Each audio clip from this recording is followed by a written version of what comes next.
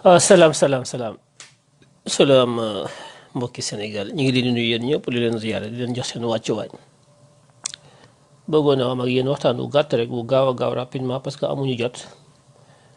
dama ne woon damay bàyyi ba ngoon ma def ko mais duma am jot daanaka très pris moo tax ma ne xaaral ma xajal ko fi rapidement mu gaaw ñu mën ko taataan ñu ngi jëm nag ci yu baree bari yoo xam ne duma ci wax ci lépp li nga xam ne dafa aju ci mbënd mi ak dund gu cher gi ak ya ca aju yëpp yooyu moom duma ci wax yooyu moom ca dëgg-dëgg dama jàpp ne lu jaadu la lu war a am la dund gi war na cher ndox mi war na bari mbënd mi war naa gën a metti loolu laa gëm loolu moo war a am donc duma ci taxaw bu yàgg ndax nit ku nekk li mu mérité rek lay am voilà donc mu ci yërmande mu ci benn compassion mu ci benn résilience man maa ngi lekk maa ngi naan macha allah maa ngi yor sama xel di ci dox dénkuma ko kenn di jaamu sama yàlla di toppatoo sama dund ba maa ngi dund maag sama njaboot macha allah kuy dee nag sama yoon nekku ci ku dundul sama yoon nekku ci waaw benn mbokk dafa ma woo barki démb ne ma il faut que ñu woote wàllu ndimbal ci ñi nga xam ne ñoo nekk ci mbënd mi ci Sénégal ci banlieue bi ak ñi nekk Touba ak ñëpp il faut que ñu woo ñi nga xam ne ñooy organisation des droits de l'homme yi parce que dafa jàpp ne xëy na xew-xew bi mën nañ ko méngale léegi li ñuy wax ci droit non assistance à personne en danger loolu dafa nekk loo xam ne droit international public daf ko prévoir que yenn dëkk yi am doole yi mën nañu intervenir directement ci yenn réew yi sans que loolu bañ a nekk droit d'ingérence bu ñu gisee ne ñu ngi faagaagal aw askan wala ñu ngi leen di noot leen takk am njaam di leen Sénégal dafa signé ay convention au niveau des Nations Unies yoo xam ne day dàq lépp luy esclavagisme lépp luy xam nga maltraitance xam nga à la dignité humaine ak yooyu yëpp muy ay xeetu àq ak yelleef yu ñu jox doomu aadama yi yoo xam ne kenn ko da nga ko war a am ñu garantir leen ko mu nekk ci charte Nations Unies Sénégal ratifié ko signé ko kon jàpp nañ ne Sénégalais yi dañoo war a am liberté moom seen bopp war a dund gu sell bu fekkee dunduñu ko nag am ku ma woon na ma il faut que ñu activer réseau yi internationaux yi pour que ñu mën a intervenir au Sénégal ci àq ak yelleefu doomu aadama yi ma ne ko man duma ci wax duma ci dugg yooyu uma jot gi déjà te gisuma njariñ ndax nit ki boo koy xeexal day fekk mu nekk nit waaye ku dul nit kenn du ko xeexal droit yi ngay wax ak àq ak yelleef yi nit moo ko am te ñi ngay waxal Sénégal duñu ay nit ku dul nit nag kenn du ko xeexal xeexu nit ñi am nekk ay nit ci àdduna bi ñu ngi leen koy xeexal mais Sénégal moom duñu ay nit ndax jël sa bopp jox ab sëriñ jël sa bopp jox ab politicien ñu yore la ñoom ñi nga ca donqaasu ko seen kër yi taawuñu ñi ngay seeni milliards saa yu ngeen amee jafe-jafe yéen taalibe yeeg askan wi yéen ñiy jooy su ngeen amee jafe-jafe seen sëriñ si 50 millions 100 millions lañ leen di sànni séddale leen ko sëlam leen Macky Sall annoncé leen ay milliards ñoom ñëpp a yem Macky Sall ak sëriñ bee ci yem ñoom ñëpp xaalis lañ leen di ndàmpaaye xaalis bu ngeen nekkee ci mbënd mi seen kër yi yàqu lépp ñoom ña nga ca seen i kër nekk ci seen i donqaas fa ñu nekk ndox du fa taa Macky Sall ak sëriñ yëpp ci yem fa ñu nekk ndox du fa taa yéen taalibe yi ñu dof la ngeen jël seen xel yi seen jëmm yi jox ko ay jëmm yoo xam ne mënuñ ci yéen dara dig leen àjjana joo xam ne na mu tëddee suba yàlla rek ko xam ngeen nekk ci àdduna bi lekku leen naanu leen seen dund yëpp cher taw bi taw seen kaw seen kër yëpp tooy gisu leen seen benn sëriñ kenn ñëwul ñu leen jox ay 50 millions ki 100 millions ki Macky Sall di leen dig ay milliards ngeen toog di xem kenn du leen fekk fi ngeen nekk di leen jàppale bu ngeen doon dee dañ leen di joggi dem suñu yoon nekku ci nit lay jàppale man ku nekk nit ku bëgg a dund waaye nit ku gëm ab sëriñ nit ku gëm Macky Sall jël boppam jébbal ko ab sëriñ àdduna ak àllaaxira na la sa sëriñ toppatoo ki nga jox sa bopp àdduna ak àllaaxira lan la la jëriñ ki nga jébbal sa bopp lu mu lay jëriñ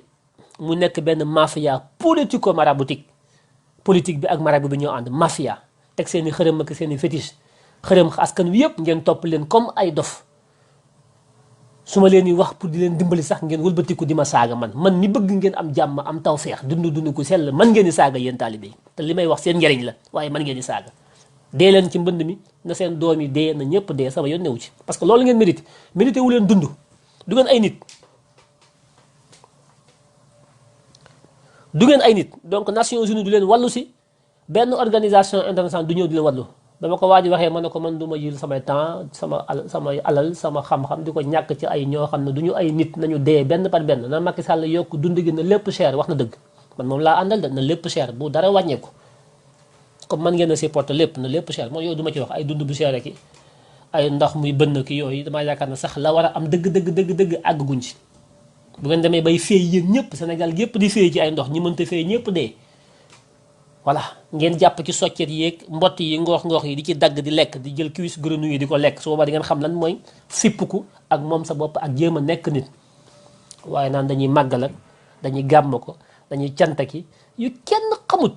yooyu ngeen gëm bu ñu ko waxee ngeen saaga ndey nit ñi naan bu ñuy dee sax dañuy màggal bu ngeen dee sax da ngeen màggal bisimilah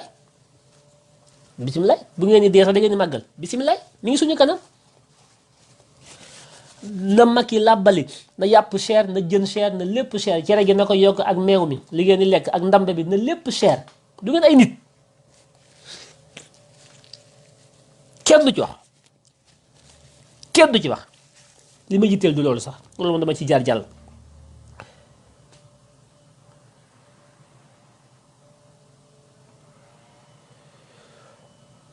voilà comme man ngeen a supporter lépp démb maa ngi seetlu ci benn émission Walfadjri ñoom Dame Mbodj ñeneen ñi ñuy wax ba agsi ci sëriñ si ñu ne non suñu sëriñ ñuy défendre sëriñ si non Dame Mbodj je suis désolé on ne doit pas défendre des marabouts le professeur li mu wax loolu mooy dëgg état dafa war a taxaw am doole tiim ñëpp sëriñ si ñëpp nekk ci biir mais mun leen a bëgg état bu am doole bu leen di fajal seen aajo bu ngeen nekk ci mbënd mi bëgg mu wàññi dund bi ba noppi su état taxawee bëgg a jël ay décision ngeen ànd ak seen sëriñ si na sëriñ si ñoo moom réew mi ñooy réguler réew mi ñoo am kàddu yi ñoo féete kaw état loolu dëgg ànduma ci yéen li ngeen bëgg kenn xamu ko moo tax da ngeen a xëy di dee benn par benn parce que da ngeen a contradictoire naafeq baaxul toog ci télé bi bëgg a yëgal sëriñ si teg leen comme ay place yu yàlla sëriñ si lan lañu xam lu ñu mën ak lan lañ def ci réew mi état dafa war a am doole tiim ñëpp mais état bu baax laa wax état boo xam ne ay nit ñu baax ñoo ko dirigé waxuma état Macky Sall bi de su may wax état waxuma Macky Sall du état balaa ëllëg mu jógee fi Abdoulaye Wade fi la nekkoon nekkatu fi kenn waxatul ay waxam donc état c'est impersonnel état du jëmm Sénégal réew mi dafa war a am doole état am doole institution yi am doole nit ñi leen di jëmmal am doole am kàddu lépp nag ci njariñu askan wi ak yërmande askan wi ak ci doole askan wi waaye état boo xam ne ñi koy jëmmal ay naafeq lañu mooy ñi fi nekk ñu mel ne Macky Sall ànd ak seen sëriñ si nga xam ne ñoom ay naafeq lañ ngeen baal ma ñoom ñëpp su saa yu ngeen mëndee wala ngeen bëgg a dee ñu yëkkati 100 millions 200 millions Macky Sall annoncé ay milliards ñu jàll ci leneen bu ñëwaatee ñu defaat la même chose ba kañ ngeen toog di xoole naan yërmande dëkk bi cher naag dund gi lii rek mais dee leen suñu yoon nekku ci ñun man maa ngi dund bu baax macha allah sama yoon nekku ci comme bëgg man damaa bëgg a dund man damay dund man àdduna laay wër dama koy defar ba mu baax man damay dund damay xeex pour dund man parce que nit la yàlla moo ma jox loolu muy sama àq ak sama yelleef ma di ko xeex bu taxaw man du ma nekk mukk fu ma dul dundee fu ma nekk damay dund gu sell laay dund su ma ko mënta am fàq sama yet kenn du ma ko xañ yéen nag comme mën nañ leen ko xañ parce que jël ngeen seen bopp jox ko ay sëriñ yéen a xam bu ngeen di dee dañ leen di joggi dox suñu dox état dafa war a am doole mais réew moo xam ne bu état bi ne lii ñu ne lee bu su kii sëriñ bi ngeen gën a yéen sëriñ bi ngeen gën a gëm seen sëriñ si ngeen gën a gëm état waxuma la Macky Sall de Macky Sall du état Ousmane Sonko mii ngeen bëgg na boo léegi bu taxawee jël ay décision yoo xam ne arrangé wu leen yéen ñi koy fal yéen talibé yéen taxaw yëg seen sëriñ si dóor ko ci kaw Ousmane Sonko te pourtant mën naa am la muy def lu baax la ci réew mi lu gën ci réew mi loo xam ne noonu la état ba taxee état bu faible bi ngeen di kaas di ko dooleel bëgg état bi ñàkk doole bëgg jël sëriñ si teg ko ci kaw état bi loolu bis bi yéen a ngi koy mëbët yéen ñëpp bala maa dégg ngeen toog ci télévision yi di wax yu kenn xamul danger bi ngeen di woote ak musiba bi ngeen indi ci réew mi bëgg jël ay seen sëriñ yoo xam ne amuñu xam-xam jànguñu tojuñu fenn ngeen bëgg leen a yëkkati parce que diwa leen jur képp bëgg leen a teg ci kaw institution yi bëgg leen a teg ci kaw république bi bëgg jël sëriñ soosu teg ko ci kaw force républicaine yi force de défense yi justice bi yëpp ngeen bëgg jël sëriñ si teg ko ci kaw justice bi ba pare da ngeen bëgg a dund mais yéen da ngeen di xaru da ngeen di xaru l'état doit être fort mais la force de l'état c'est dans la justice sociale un état fort mais juste un état puissant mais humaniste état boo xam ne dafay nekk au service de la population tout le monde nag amul ay marabout amul ay xalif général ñëpp ci biir état bi lañ nekk ce sont des citoyens oui loolu mooy dëgg mais nag ci dëgg de état bi warut a tooñ sëriñ bi warut a tooñ état bi taalibe bi warut a tooñ état warut a tooñ kenn justice bu taxaw ay nit ñu intègre yor réew mi di ko doxal ci dëgg ak ci intérêt askan wi ku tooñ ñu dugal ci kaso bi amul xalifa ak amul sëriñ nag amul taalibe diw ñëpp a ci yem état boobu lay xeex man mais nekkuma fii di layam yi bu ñuy yàq Macky Sall lu ne yàq ay gouvernement am lu ne bu sëriñ si nekkee fii di def lu ne ñu ne non sëriñ si bu leen kenn tudd ñoom nañ leen ci génne pourquoi ñooy teg dil yi ñooy teg ci mafia yi ñoom ñooy nekk lépp amul lu politicien yi def te sëriñ si nekkuñu ci biir bu ñu dagg suuf dañ leen ñu daggal bu ñu randal xaalis dañ leen ci jox oto yi ñu ngi ak seen i oto duñu fay douane duñu fay dara non de quoi ñu dañ leen génn ci mbënd mi mais kenn du leen génn ci mbënd mi parce que fiscalité bi moo doxut ñu war a fay impôt fayuñu impôt da ngay sëriñ bu bay ba àdduna bi bay ba mu ba pare yor ay millions am ay centaine de millions du ci fay 10 francs Mali dañ ko koy bayal gratuitement du ci fay benn impôt ngeen bëgg ay yoon yu baax bëgg ñu ngaccal leen ndox mi fu ñu jëlee xaalis bi dëkk yi développé yi nit ñi dañuy fay impôt ngeen lànk ne du ngeen fay ay impôt yoo seen i magasin yoo seen i boutique di liggéey du ngeen fay benn juuti ngeen di fay wala droit de douane li ngeen di importé la TVA bilan yi ngeen def chaque année war a fay ay impôt sur le revenu wala impôt sur la société parce que ubbi ngeen ay société wala ngeen nekk dans l'informel vous amassez des milliards dans l'informel du ngeen fay benn impôt bu sëriñ di wootee ngeen jox ko ay nag jox ko gàmmu jox ko màggal bu bëggee oto ngeen jëndal ko mais du ngeen fay taxe ci réew mi ba noppi ngeen bëgg ñu defal leen ay yoon yu baax defal leen ay ngacce leen ndox mi mais kenn du ko def man du ma ko def li ngeen bëgg dafa yomb trop il faut ñu waxante dëgg naa fex gi dafa war a dakk mais layam mi ngi nekk di live nit ñi di tàccu kenn ku nekk parce que kenn ku yaa ngi bëgg ku la bëgg wala ku lay tàccu man je cherche pas des fans je suis pour le Sénégal moi je suis un patriote au vrai sens du terme je ne suis pas complaisant hein. Man je suis un dur citoyen sénégalais j'aime ce pays je suis profondément républicain une république forte puissante mais juste et équitable loolu lay xeex ak ku mënti doon nag du ma jël benn sëriñ di ko teg ci kaw état moo féete kaw ñëpp ndax mooy suñ sécurité moo tax ñu mën a ànd mën a dund gu sell bu ñu ko nasaxalee wàññi doole état billahi yéen ñu koy nasaxal yéen taalibe yéen a koy njëkk ci ak seen sëriñ si bis bu réew mi tàkkee da ngeen xam ne lépp dëgg la continuer leen di wax rek toog ci télévision yi di wax yu kenn xamul seen wax dof yi il faut arrêter naan wuy sëriñ si xawma lan ñooy régulateurs yi que c'est quoi les régulateurs Touba yéen ñëpp a ngi ci ndox mi nga da ngeen di màggal fu ngeen di màggale yéen ñëpp a ngay pënd juróomi xale ci dee ak yeneen ak yeneen man état bu tayee ngeen nag réew mi Serigne Touba ko moom titre foncier bi lu ngi neex lañ fi def maire bi ñoo koy tànn ku fi bëgg a dugg bëgg a investir Auchan ñu ne ko da nga ñu jox 100 millions toog ci bopp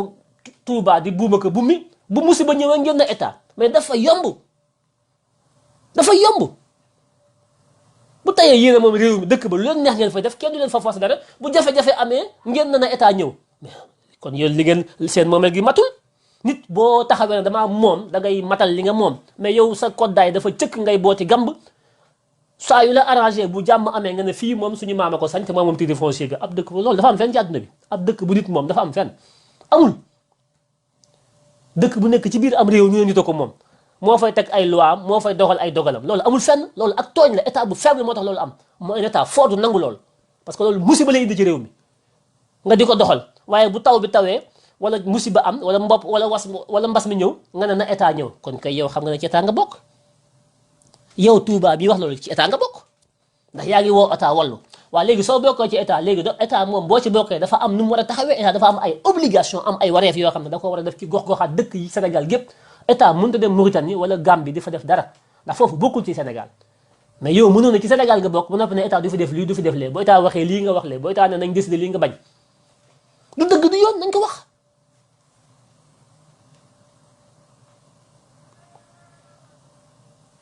nañ ko wax mais naafeq gi ngeen nekkee moo tax Macky Sall moo baax ci yéen finalement dama koy réfléchir man a yéen Macky Sall la mu leen war a teg sax commencé gu ko il faut que mu rey leen benn par benn ngeen di dee guddeeg bëccëg parce que du ngeen ay nit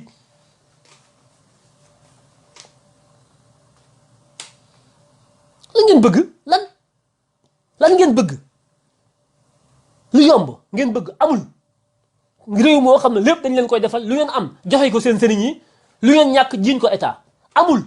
du jàll loolu dama koy xeex man mën leen lu ngeen am yóbbu ko seen sëriñ yi lu ngeen ñàkk ne état moo ñu ko xañ dafa yomb c'est trop facile dafa yomb man bokk ma ñu toog télé yi di utu ay besoin non non sëriñ si que non Dame Mbodj tu es un frère je te connais très bien tu es très pertinent mais démb tu es passé à côté tu défends des marabouts au nom de quoi nan état bi lii marabout yi li kay Dame Mbodj tu es très dur contre l'état tu es très dur contre le pouvoir je suis d'accord mais tu es trop docile trop conciliant avec certains marabouts qui complotent avec les politiques ndax doo ko wax il faut le dire Dame on se connaît toi et moi je suis désolé voilà man sama degré de patriotisme dafa dem au-delà des contingences amicales, des contingences de fraternité, de tout ça. Man voilà, man Sénégal dama ko teg au-dessus de tout. Lu ma la xam-xam-xam loo nekk sama frère, man Sénégal moo ma la gënal. Dama koy jël teg ko ci kaw lépp parce que mooy suñu patrimoine bi nga xam ne immatériel et immuable nga xam ne dans le temps et dans l'espace ça reste. Kooku dañ ko war a défendre à tout prix. Du ma nangu kenn ku jël ay sëriñ di ko teg ci kaw état bi. Di jël doole sëriñ naan sëriñ bi moo gën a fort état sëriñ bi ku ko def dama lay xeex, tu es un ennemi.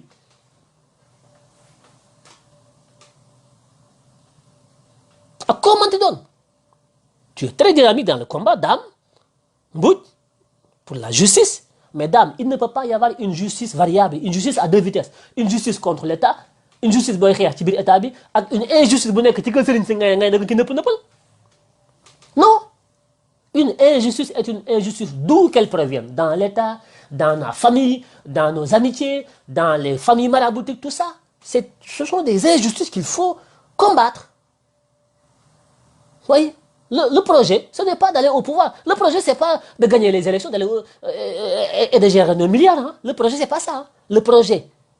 que mu nekk bu Sonko bu Macky ak sama boss ak daam ak ñun ñëpp projet bi ma yàpp man dans ma conception le projet bi ñuy wax ce n'est pas Fallou hein. Projet bi ñu am du Fallou nekk ci palais bi nekk ci donkaase du non hein. Loolu c'est pas le projet hein. Le projet c'est de construire la société sénégalaise. Le projet c'est de construire un projet de société. Le projet c'est de construire l'homme sénégalensis nitu Sénégal nit ki lañ bëgg a tabax nit loolu mooy projet. Naka la ñuy tabaxee nit nga ne kenn du ci boole marabu yi ko ñoom duñu ay extraterrestres lañ quoi te ñu ëpp ki nit ñi nekk ci marabu yi nga bëgg a tabax nit nga ne doo tudd marabu yi kan ban këru marabu moo fi taa ban doomu marabu moo fi dee ana ñu ñoom yéen rek kay dee yéen taalibe yi seen doom yéen rek yéen nekk ci mbënd mi di bëgg a dee Touba ak Dakar ak foo ki dem Kër Massar yéen taalibe yi yéen képp yéen a dee gis ngeen fi benn sëriñ bu dee ak wala ay doomam wala ñu nekk ci mbënd mi nekkuñu ci ñoo nga ci seen donkaas ànd ak nguur gi di noos loolu mooy dëgg mais très bien man loolu dama ci ànd ak ñoom sëriñ see politique yi nañu ànd jël alalu réew mi noose ko parce que yéen mérité wu leen dara c'est ça la vérité du ngeen ay nit moo tax vous ne méritez rien chacun me dit wooy des fois wàññil tout ça non yéen kenn du leen yërëm parce que nit bala nga koo yërëm da ngay fekk nit ki mu nekk ci biir yërmande boppam di dox ngir jëmmam ji di def ngir mën a nekk nit ki yërëm boppam mais dama leen a xool yéen taalibe yi ba xam ne yërëmu leen seen bopp nit nag su yërëmul boppam doo ko yërëm amuñ jot on n'a pas le temps bu loolu weesoo may ñëw ci li nga xam ne mooy coalition bi ma dégg ñu naan Bougane Gueye waxoon naa ne dina fa def coalition day tappale nag bis bu ngeen juumee ba dugal Bougane Gueye daane ci seen coalition la grande coalition de l'opposition bi Ousmane Sonko Khalifa Sall ak ñooñu bokk ak PDS ak ñooñu bu ngeen ko dugalee Bougane Gueye daane c'est pas la peine ngeen di dem élection ah loolu dama leen koy wax mu leer Bougane Gueye daane travaille pour Macky Sall dafa leer nañ billahi bu ngeen juumee ba dugal ko ci seen coalition bi bu leen dem élection parce que Macky Sall ñaari plan la am plan A bi mooy bëggul dem élection jamono yi xam na bu demee da koy ñàkk surtout coalition bi taxaw ni bu dem élection di ko ñàkk plan A mooy mu saboter élection yi ci carte yeeg gis ngeen décision yi mu jël yëpp pour bañ élection am mu mën ko pousse pour mën ko cumuler parce que bëggul élection am loolu mooy bëgg Macky Sall mooy plan A plan B bi mooy su demee bay dem élection dafay dem ci ay firnde yu leer na bu demee da koy gagné jaxase carte gi ba jël carte yi yëpp yi mu téye ko yi mu jox ko ay militants organiser fichier bi càcc gi mu organiser ko avant janvier ba wóor na ko ne bu demee day gagné ci ëpp ci maire yi ak département yi muy soog a dem élection loolu mooy plan B mais Macky Sall organisé wul ay élection pour opposition di ko gagné Macky Sall organisé wul ay élection pour que mu di ko ñàkk na leer ci seen bopp yi te li koy may loolu mooy ñi ngi organisé wu di renforcer coalition am ba pare infiltrer dugg ci biir coalition opposition bi ñu waaj a taxawal dugal ci ay nitam parce que Bougane kan moo ko invité kan moo ko wax mu dem moom rek mooy wax de ñi mu nekk ci grande coalition bi déggu leen ba léegi mu wax démb laa dégg moo ndagale na ko wax waxoon naa leen Bougane dina taxawal coalition Bougane ngay daan gëm sa bopp waxoon naa leen ko fii ci live def na ko démb waxoon naa leen ko Abdoul Mbaye waxoon naa leen nan def coalition il faut que ngeen yeewu nekk ay nit mais damay dem ba yàgg man damay bàyyi sax live du ma waxati parce que ñi ngay waxal du ñu ay nit